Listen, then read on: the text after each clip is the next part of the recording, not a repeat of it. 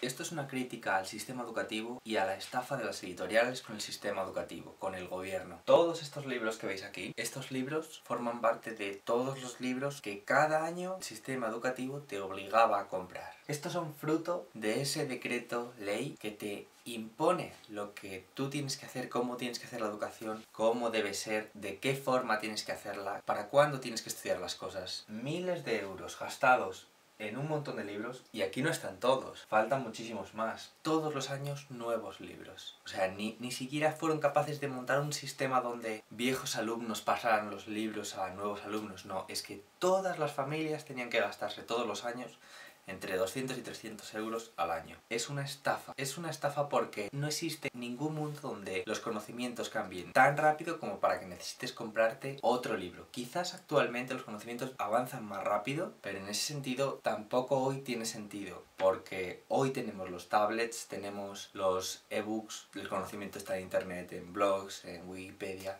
en muchos lugares. Seguir comprando libros es una tontería. En muchos sentidos el sistema educativo es corrupto y este es uno de esos puntos absurdos.